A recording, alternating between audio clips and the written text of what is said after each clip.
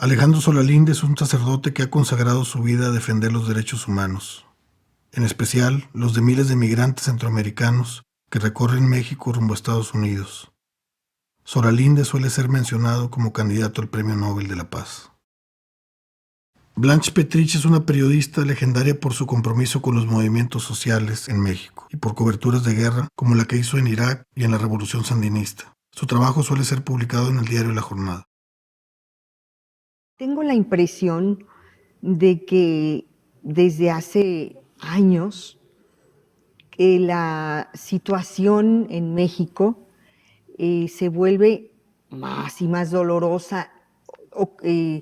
Suceden hechos que nos lastiman profundamente, que nos dejan preocupados, solamente para que después venga un golpe aún más grande. ¿Tú cómo llegas a este camino que entraña sus riesgos? Porque has sido amenazado, porque hay peligros constantemente. Mira, a mí me ha ayudado mucho, Blanche, mi fe. Yo he luchado casi, podríamos decir, pues durante mi vida sacerdotal, no ser un cristiano convencional. Claro que el México que teníamos no era de ninguna manera el México que tenemos hoy. Ahí me sirvió mucho en este mundo donde todo va cambiando, donde parece no tener referentes, pareciera no tener algún punto donde asirse. Me ha servido mucho asirme de Jesús. Pero yo siempre aclaro, no es un Jesús convencional, no es el Jesús oficial, no es el Jesús de estampita, no es el Jesús que nada más está en el Santísimo Sacramento, yo creo que está ahí Él, como objeto de adoración. Jesús vivió en su vida pública de 30 a 33 años, un chavo. Un chavo que además se encuentra con un mundo en contra. El elemento que hoy diríamos es Estados Unidos, Wall Street, el capital financiero, el poderes fácticos, lo tenía él, el Imperio Romano, con todo su sistema.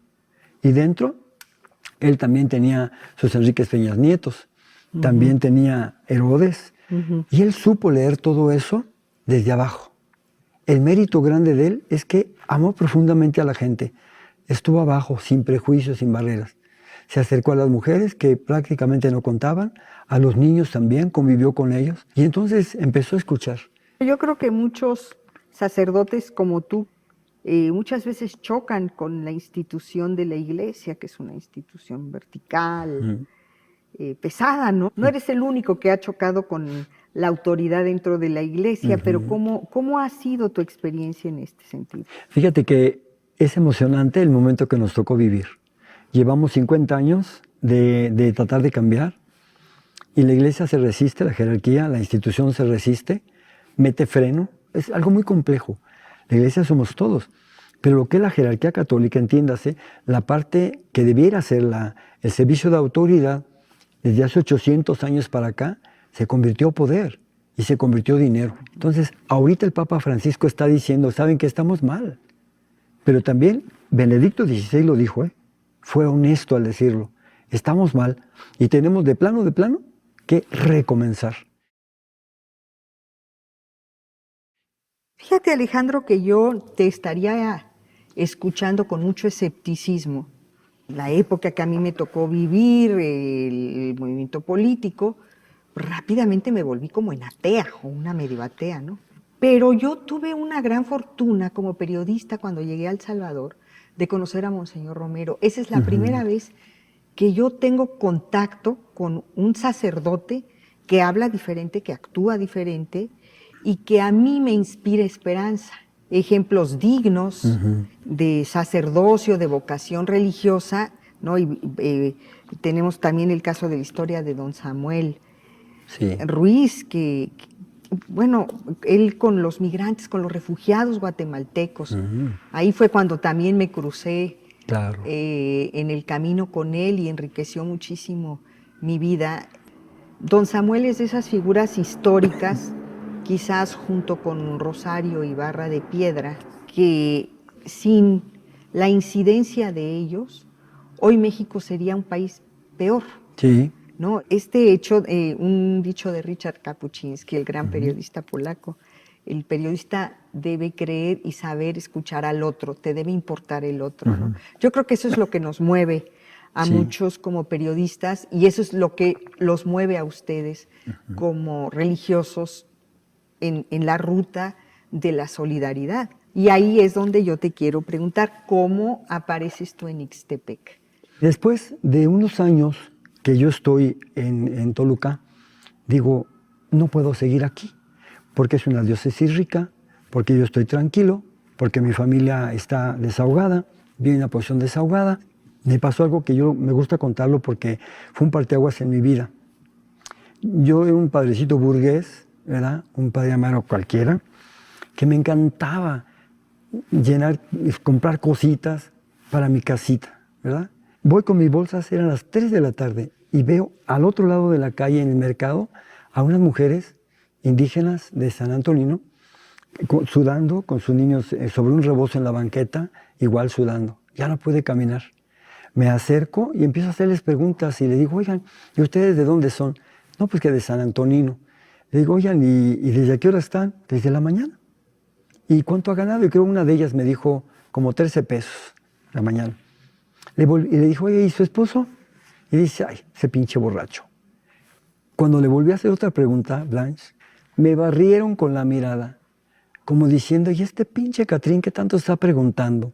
Y yo dije, si supieran que yo soy sacerdote y supieran todo lo que he gastado en porquerías y ellas trabajando todo el día pagando 13 pesos, me dio tanta vergüenza. Entonces me fui de ahí. Pero esa voz que te digo que existe porque Dios habla, no se acallaba. Hasta que le dije, está bien, Señor, tú ganas. No quieres mi dinero, ¿me quieres a mí? Está bien, me voy. Y me fui a Oaxaca. Alejandro, cuando la gente llega a Ixtepec, apenas va al principio del camino. Sí. Le falta lo peor. Tenemos un mapa donde les decimos, miren, aquí estamos. Y se quedan viendo con la mirada hacia el norte y dice, falta muchísimo. Porque también llegan a Estados Unidos, que es hostil. Hay muchos videos donde dicen ellos mismos que ellos soñaban con ir a Estados Unidos, tenían su sueño americano, así lo dicen. Pero después ven que es una pesadilla. No están viviendo lo que ellos habían imaginado. Tienen unos dólares, trabajando duro, pero ¿de qué les sirve? Sin su familia, escondiéndose como criminales, sobreviviendo, comiendo y finalmente siendo explotados también. ¿Te ha gustado ir al terreno y ver realidades muy duras que finalmente son del momento y de la coyuntura? ¿Cómo es que te llevó a eso?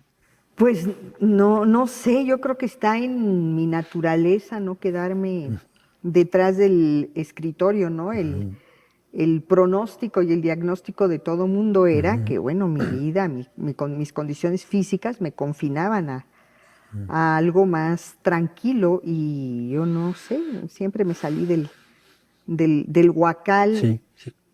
Me cuentas también que viste esos jóvenes revolucionarios. Seguramente los pudiste ver en todos lados, con una seriedad, un compromiso, todo esto. ¿Qué sientes después de tantos años ver a una Nicaragua pobre, una Nicaragua que no ha despegado? Es una decepción enorme. ¿Te acuerdas que tú al principio hablabas de la esperanza? Yo creo que es un pecado muy grande traicionar la esperanza de la gente. Sí. Toda esa generación, lo que sacrificaron de sus vidas para creyendo en el proceso revolucionario sandinista, la de jóvenes que murieron en la defensa de la revolución sandinista con las embestidas de la Contra. Llorábamos tanto, Alejandro, y los jóvenes nicaragüenses de esa época eran una inspiración y lo que pasa hoy, toda esa descomposición, todo ese enamoramiento con el poder que tienen los Ortega, es terrible, es muy doloroso. ¿Cómo reinventarías México? Lo que estoy viendo es un divorcio absoluto entre lo que está pasando en la vida cotidiana de los mexicanos y lo que está pasando en las esferas del poder. Así sea el poder municipal más pinche, Alejandro. Sí, O sea, sí, así Martín Churriento. el poder político en Sí. Iguala, Sí. por ponerte un caso, no están pensando ni tienen ninguna disposición de mirar y gobernar para la gente a la que le deberían servir. Su mirada está, como tú dices, arriba de la mesa, haciendo sus cálculos políticos de qué me conviene, qué digo, qué no digo, cuánto cobro, cuánto dejo de cobrar. Claro. Yo creo que la mayor parte de la ciudadanía que sale de sus casas a trabajar, que la vida le cuesta muchísimo trabajo salir a flote, las colegiaturas, las rentas del supermercado, y luego regresan 4 horas en el metro y ven la tele y ¡ay! Ayotzinapa sucedió, hay unos estudiantes, pero luego dicen que son bien revoltosos. Bueno, otra cosa, mariposa, mañana me tengo que levantar temprano y la rutina. Esas cosas horribles que están pasando, a la mayoría de la gente no le está llegando al corazón. Eso a mí me parece muy doloroso. Sí. Es una falla de los medios de comunicación. Porque hay una voluntad expresa de desinformar, no informar bien, para que la gente pueda tomar conciencia y tomar decisiones. Es lo que menos quiere el gobierno. Yo no puedo dejar de escribir. O sea, ocurrió lo de Guerrero en Ayotzinapa y yo tuve que ir, busqué pretextos para ir a Guerrero. Y si no fuera, entonces estaría dejando de lado las cosas que me importan y estaría dejando de hacer algo que yo creo que es un granito de arena. Para mí, los pastores de hoy son los periodistas. Los primeros en hacerse presentes donde hay desgracias, donde hay tragedias, donde hay crímenes, donde hay injusticias. Ahí están. Yo me he volcado mucho a la academia. Me gusta, por ejemplo, mucho hablar de estas experiencias que hablábamos antes, Nicaragua, El Salvador, Guatemala, porque son cosas que pasaron en el pasado reciente. Y como no hay memoria, somos flacos de memoria, me parece que es un tema que debe llevarse siempre a la superficie para que se tenga presente. Nos toca transmitir lo que hemos aprendido. Si tú pones el dinero como clave para interpretar todo lo que sucede, te va a parecer claro. Por ejemplo, las redes de tráfico de personas, pero también de trata de personas, de tráfico de armas, tráfico de estupefacientes, extorsiones, todo eso, generan dinero, y mucho dinero. Agentes de migración, agentes federales, etc. Para los 3 niveles de gobierno, igual. Pero no solamente en México, también en Estados Unidos, ¿eh? Es un negocio que empieza desde Centroamérica. En México tiene su auge lo más doloroso, y llega a Estados Unidos. Todo es dinero. Los migrantes son explotados, generan dinero en todo o en partes, vivos o muertos. Cuando te digo que en todo o en parte, también nosotros valemos mucho, porque un órgano o 2 que nos extraigan puede ser un gran negocio. Ya estamos hablando de cientos de miles de dólares. Te voy a decir cómo opera esto, ¿eh? No en Veracruz, que ahí empecé a verlo, o acá en la zona caliente de Michoacán también, con los órganos tráfico de niños, pero en el norte. Hay una organización muy definida de tráfico de órganos. Va un grupo grande de migrantes, hombres, no le hacen caso. Va una familia, sí le hacen caso. Son candidatos para extraerle los órganos. ¿Qué hacen?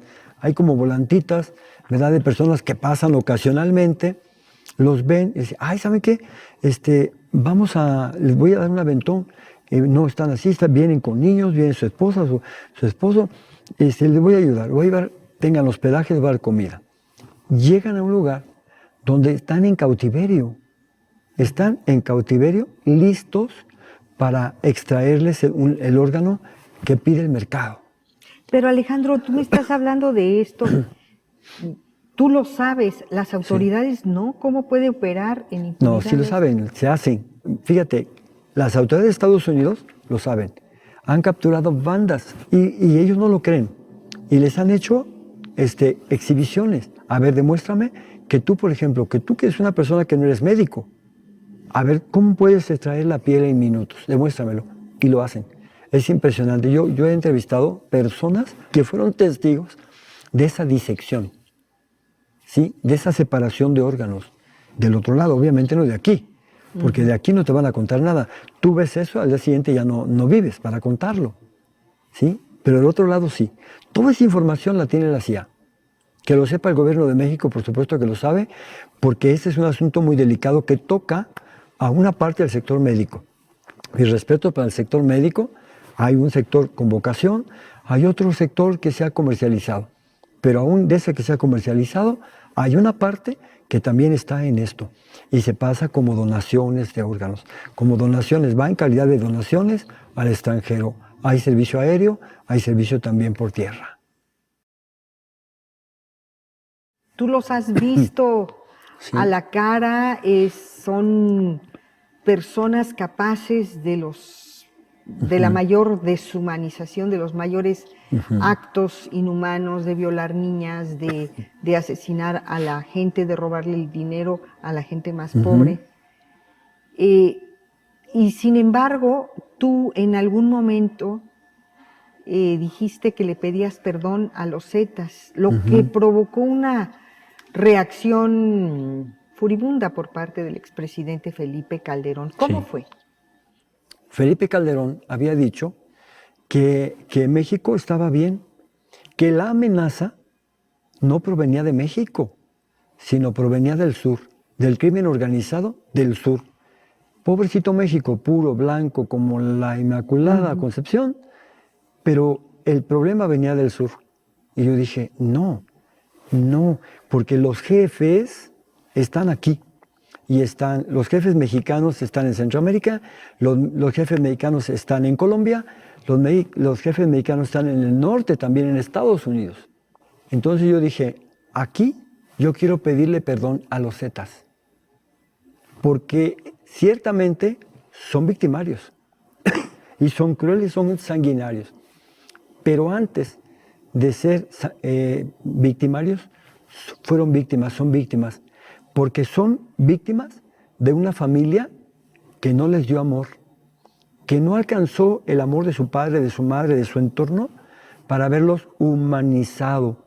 Ahí falló la familia. Perdón también por la escuela, porque ellos no lograron más que instruirse. La escuela los instruyó, nunca los formó, ¿sí? No logró formarlos intelectualmente para que fueran solidarios y respetuosos y en favor de la vida. Pero tú sí ves posibilidades de que, digamos, esta trayectoria fulgurante del crimen organizado, que todavía no se apodera del 100% del país, No. se pueda cortar esa ruta, se pueda frustrar ese gran proyecto. Yo creo que sí se puede si nos unimos, si la sociedad civil se une, para ir acotando esta marcha del crimen organizado, coludido con la política que está coludida en la nómina de los narcotraficantes. Yo no puedo pedirle al gobierno que de veras honestamente combata el crimen organizado, porque la experiencia de todos los días nos ha enseñado que el enemigo está dentro, pero son simuladores. No, la sociedad civil sí creo. La iglesia, insisto, la Iglesia Católica, las iglesias todavía pueden hacer mucho. La iniciativa privada todavía puede abrir los ojos y despertar. Ya no es prioridad solamente su empresa, su ganancia, su dinero, sino es la sobrevivencia de un país. Este es un reto que nosotros tenemos y el mensaje a Peña Nieto, yo se lo diría así. Peña Nieto, debes saber, debes tú saber que hasta aquí llegó tu gobierno. Es cuestión de tiempo, ¿sí? Vamos a hacerlo pacíficamente. Vamos a hacer lo que tú y los demás poderes de la Unión no hicieron. Lo que no hicieron los 3 niveles de gobierno. Lo que no pudieron hacer, especialmente los legisladores que no representan ya a nadie. Entonces, de ti depende que esta transición se haga pacífica. De todos modos la vamos a hacer. Pero si tú reprimes y tú usas la fuerza, tú vas a ser el único responsable porque tú eres el principal servidor de México. No eres Enrique Peña Nieto, la persona más poderosa de México, sino la que tiene más responsabilidad. Ahorita tienes responsabilidad, pero si metes la violencia, si metes la represión, serás el culpable.